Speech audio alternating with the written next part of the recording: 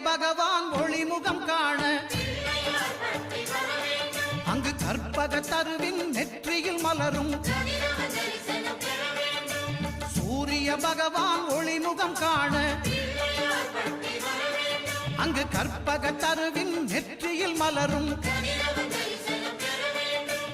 இருளை விலக்கி உலகை எழுப்பும் ஞாயிறு அங்கே குடியிருப்பான் அவன் ஆனை முகத்தனின் அடியவர் மனத்தில் ஒளியாய் வந்து கொலுவிருப்பான்